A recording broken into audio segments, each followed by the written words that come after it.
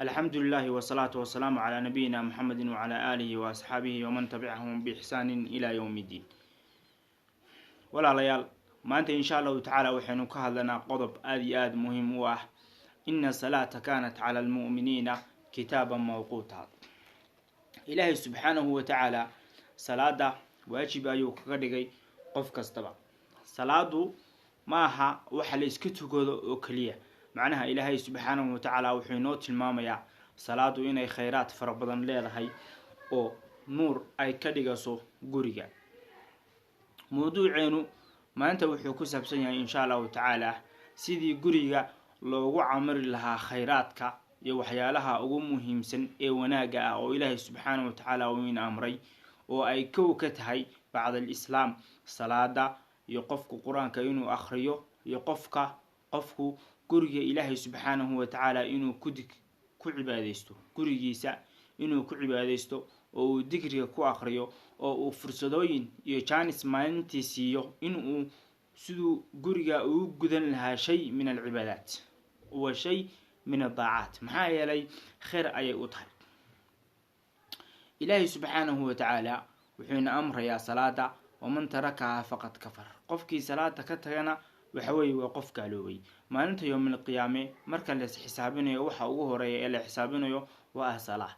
hadii ay salaada wanaagsanaato amalka kalena wuu wanaagsanaanaya maxaa yeelay salaada qofkii wanaajiya shaki kuma jiro qofkaas inuu iimaan helayo ilaahay subhanahu wa ta'ala iimaan ayuu siinaya laakiin salaadii qofkii hagaajin waaya ee si wacan u tukan waaya ee si dhameystiran iimaan waaya oo taam ka dhigi waaya rukuucdeedii istaageedii qiyaamkeedii sujuudeedii khushuucdeedii wixii la akhrinayay wax kastaba ay salaadaasu ay u baahan tahay ama waajib iyo sharti ay u tahay qofku haduu wanaajin waayo de salaadiisi waxba ka dhiman.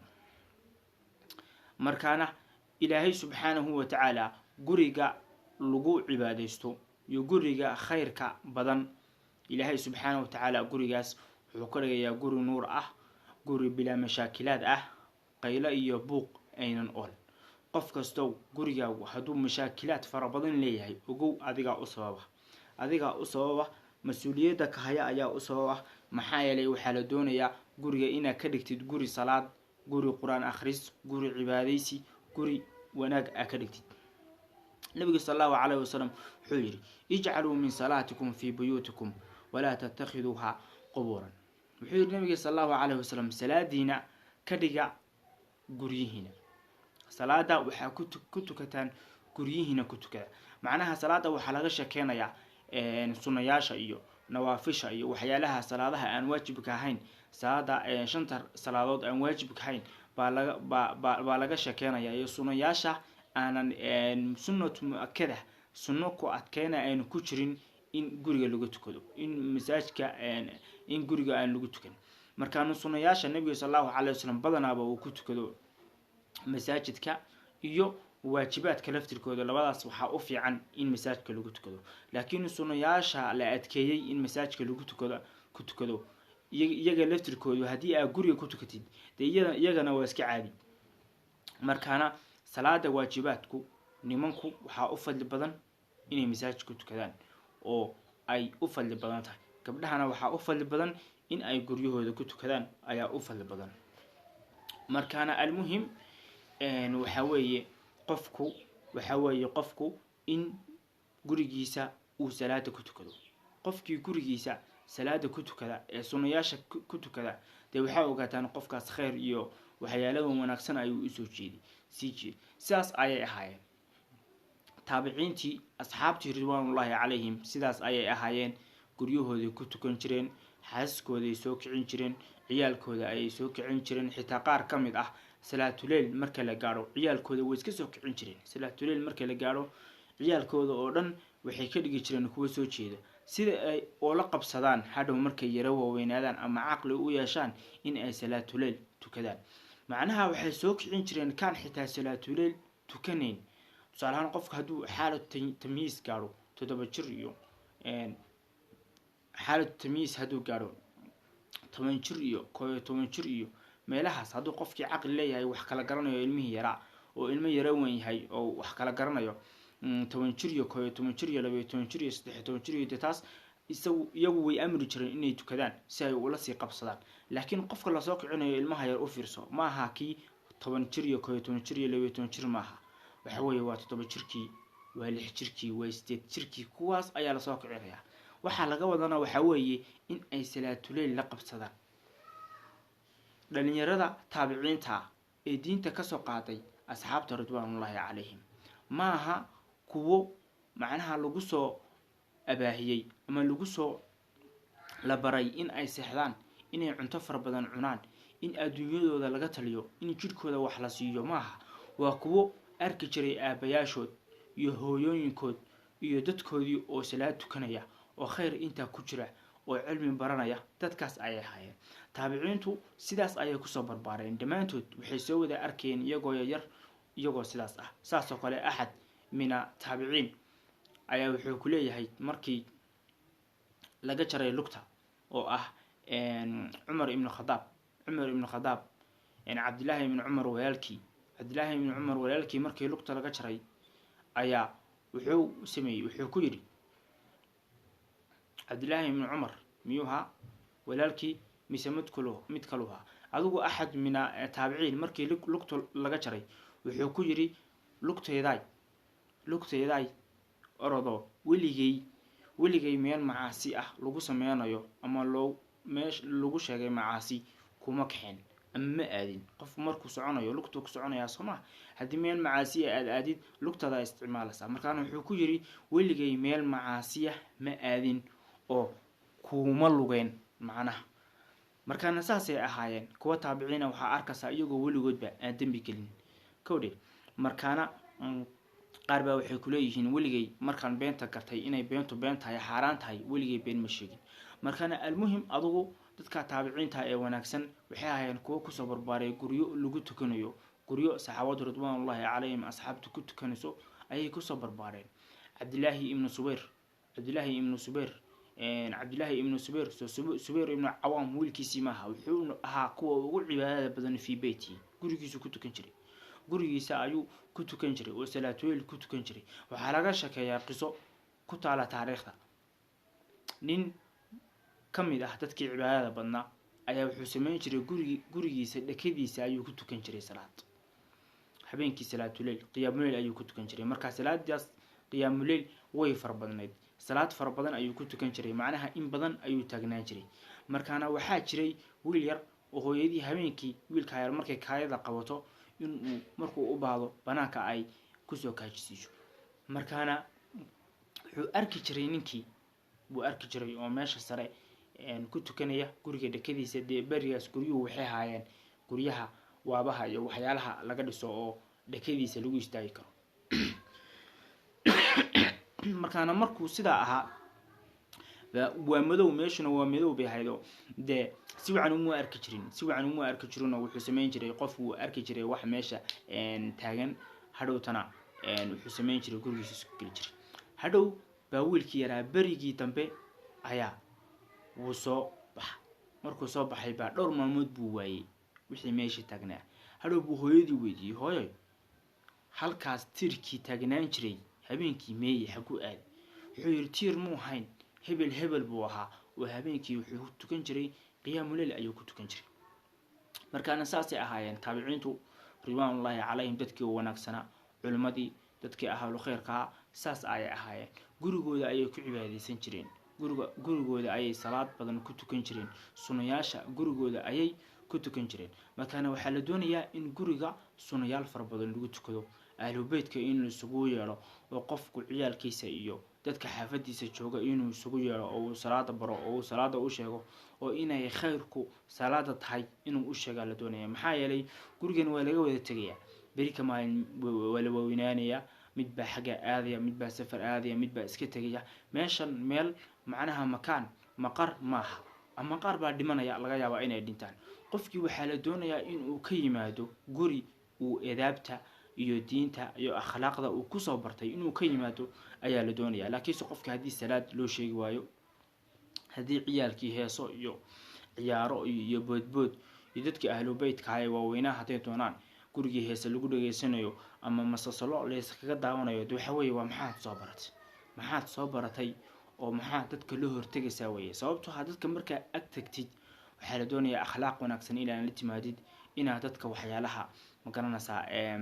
waxyaalahooda iyo waxyaalaha ay iska leeyihiin inaad iska ilaalisid inaad ummadda kula dhex noolaatid akhlaaq wanaagsan maxaa yeelay qof kasta wuxuu jecel yahay wixiisa in loo ilaaliyo ama isaga akhlaaq wanaagsan lagula dhaqmo doonaya u fiirso ka xun ee gurigooda ka imanaya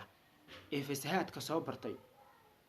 isaga laftirkiisu wuxuu jecel yahay in wax wanaagsan oo la timaadid almuhim adigu waxaa la doonayaa inaad dantaada ka shakaysid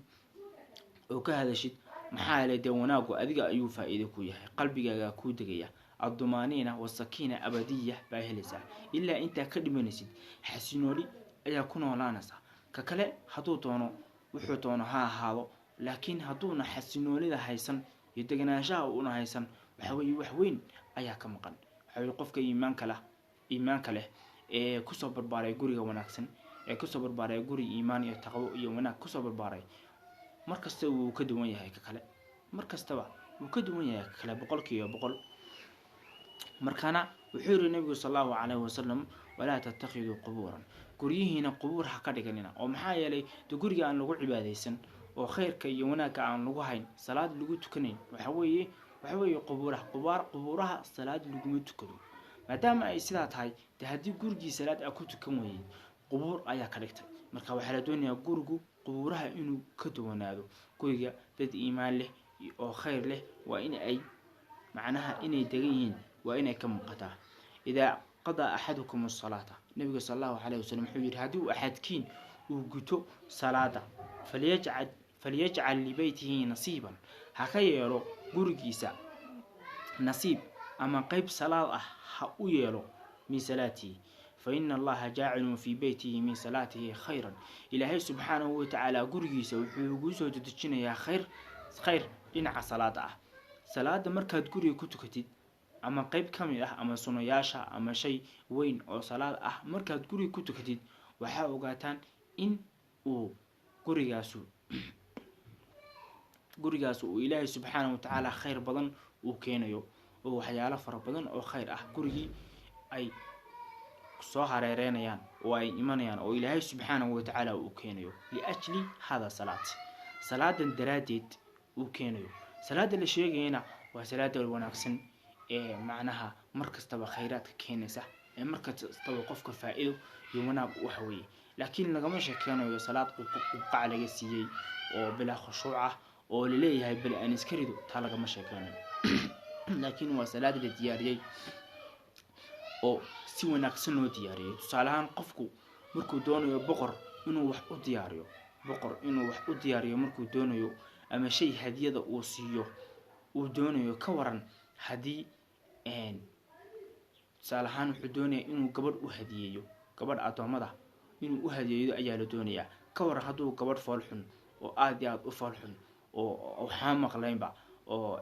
macnaha xoogaa xubnaheedu wax ka siihiin oo haday doonto cawaran haduu u hadiyeeyo ka waran boqor hadaa u hadiyeysid waxa ka waran soo boqor kugu soo xanaaqi maayo maxaad u hadiyeysid waxba salaadana waa sida salaada hadii aad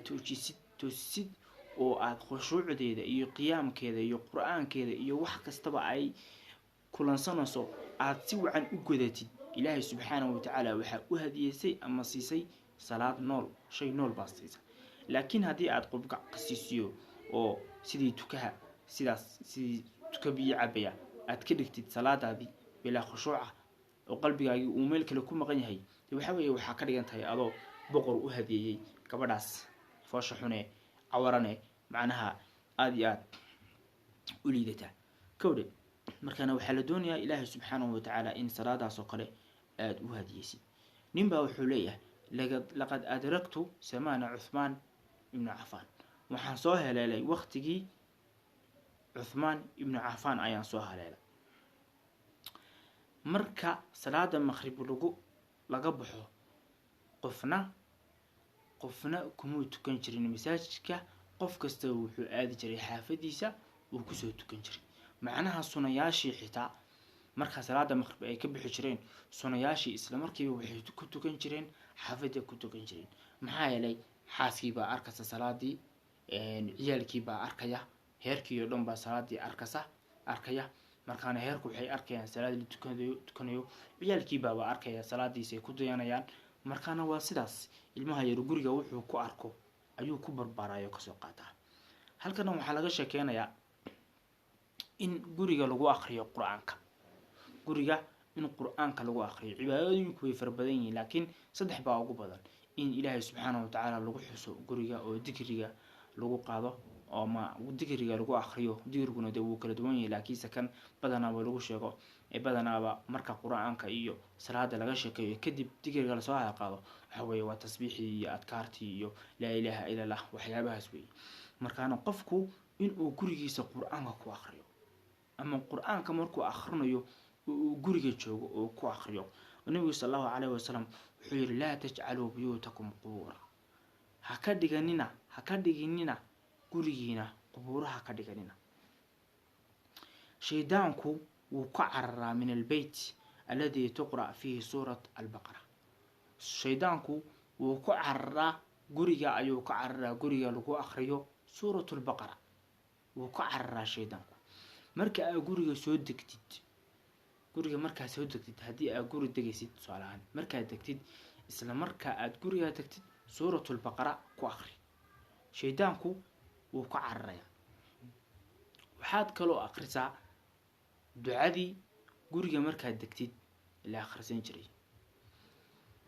saasoo kale asxaabi ama nin taabici ah dadkii hore kamid ahaa ayaa wuxuu yiri guri baa soo degay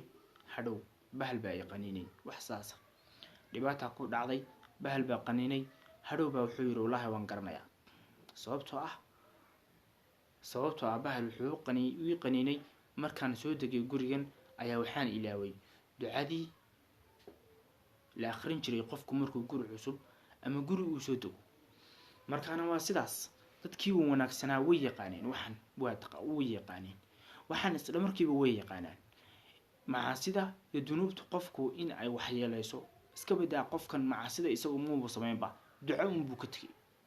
ayuu ka tegay markaana waa sidaas ducadii uu ku tegay wuu iska ciilkaaminayaa oo ka qoomaynaya wuxuu leeyahay wallahi ducadaas laga soo galay haddaan ducaysan lahaa oo aan ducada akhrin lahaa bahalku ima qanineen saasoo kale axad mina saalixiin nin ka mid ah saalixiintii ayaa wuxuu sameeyay gurigii buu kasoo tegay gurigii markuu kasoo tegay ayaa nin baa u yimi wuxuu ku yiri nin gurigaagii wuu gubtay siyir been baa sheegaysaa siyir maxaa been u sheegaya siyir maxaa yeelay gurigaaga muu guban buu yiri maxaa yeelay ducadii ayaan soo akhristay qof ducadaas soo akhristay gurigiisu waxaa kuma dhacaan